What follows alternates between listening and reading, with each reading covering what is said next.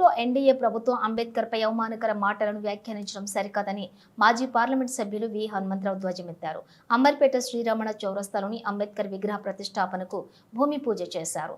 ఈ సందర్భంగా వారు మాట్లాడుతూ, గతంలో బ్రిటిష్ ప్రభుత్వం మనకు రాజ్యాంగాన్ని అమలు చేసిన సంగతి తెలిసిందే. దానిని బాబాసాహెబ్ అంబేద్కర్ రాజ్యాంగ రచన చేయడంతో పాటు అన్ని వర్గాల వారికి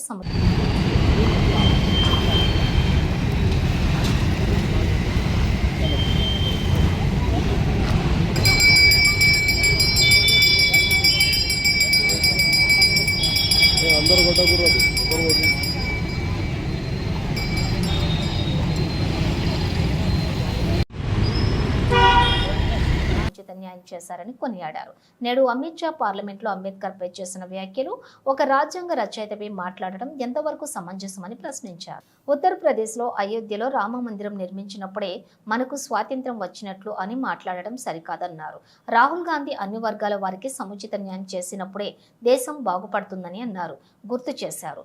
గతంలో పంజాగుట్టలో అంబేద్కర్ విగ్రహాన్ని పెట్టడంతో బీఆర్ఎఫ్ ప్రభుత్వం తొలగించడంపై అదే అంబేద్కర్ విగ్రహాన్ని నేడు అంబర్పేటలో స్థాపించడం జరుగుతుందని తెలిపారు.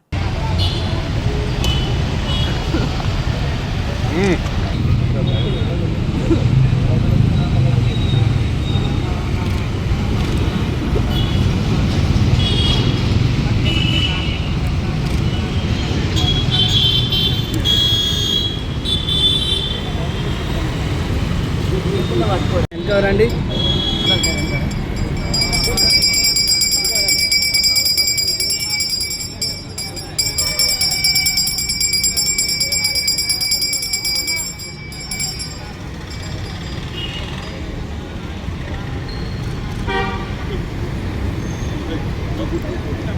అప్పుడు బ్రిటిష్ రాజ్యాంగం ఉండే మనది రాజ్యాంగం. దీనికి ఆ రోజులలో మహాత్మా గాంధీ, పండిట్ జవహర్లాల్ నెహ్రూ, అదేవిధంగా సర్దార్ వల్లభాయ్ పటేల్ అందరు కూడా, మౌలానా గారు అందరు కలిసి అందరి సంస్కృతి ఉంది. ఇక్కడ హిందువులు ఉన్నారు, ముస్లింలు ఉన్నారు, క్రిస్టియన్లు ఉన్నారు. అందరికీ సరిపోయే రాజ్యాంగం రాసినటువంటి అధినేత ఎవరంటే బాబాసాహెబ్ అంబేద్కర్.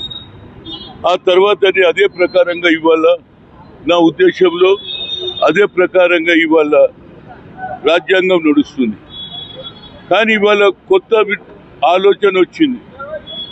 ఆలోచన ఏమిటంటే రాజ్యాంగాన్ని, అంబేద్కర్ను, అదేవిధంగా దేశ స్వాతంత్ర్యం వచ్చింది కూడా క్రెడిట్ కాంగ్రెస్కి ఇవ్వద్దు అనేది వారి ఉద్దేశం, ఎన్డీఏ ఉద్దేశం, అదేవిధంగా నరేంద్ర మోడీ ఉద్దేశం, అమిత్ షా ఉద్దేశం. అందుకుంటే పార్లమెంట్లో ఆయన ఏం మాట్లాడిండు?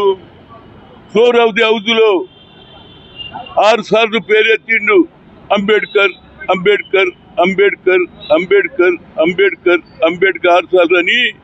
ఇది ఒక ఫ్యాషన్ అయిపోయిందంట. ఫ్యాషన్ అరే బాబాసాహెబ్ అంబేద్కర్ రాజ్యాంగం రాసిన ఫ్యాషన్ అంటావు. అంతటితో ఆగలే. దాని బదులు దేవుణ్ణి పూజ చేసినా స్వర్గానికి పోతారని చెప్పడం అనేది ఇంతకంటే దురదృష్టం లేదు. అంబేద్కర్కు పెద్ద అవమానం చేశారు. అదేవిధంగా ఇంకో పని, ఒక వారం రోజుల క్రితం ఎవరు మోహన్ భగత్ ఆర్ఎస్ఎస్ చీఫ్ ఏమంటారు తెలుసా? నిజమైన స్వాతంత్రం ఏదైతే అయోధ్యలో రాముని గుడి మొదలుపెట్టినప్పుడే నిజమైన స్వాతంత్రం వచ్చిందంటారు. ఇంతకంటే అవమానం ఏమున్నదండి? షహీద్ భగత్ సింగ్ మీకు దేశాన్ని విడిచిపెట్టి వెళ్ళొద్దు అనేది, నువ్వు ఉద్యమం చేయొద్దు, భారతదేశం స్వాతంత్రం కాదు, నేను వదిలేస్తాంటే నాకు స్వాతంత్రమే ముఖ్యం అన్నాడు. ఆయన ఊరి కంబకెక్కిండు. అట్లా ఎంతో మంది జైళ్ళకు పోయిండ్రు, ప్రాణాలు అర్పించిండ్రు. అంటే స్వాతంత్ర సమరయోధులను కూడా అవమానం చేశారు. అందుగురించి ఇదే రోజు గతంలో ఇదే BRS government 19th April 2019 April 12 రాత్రి నుంచి జై భీమ్ కార్యకర్తలు పంజగుట్టలో స్టాచ్యూ పెట్టుకున్నారు. అక్కడ స్థలం ఉండే రాజశేఖర్ విగ్రహం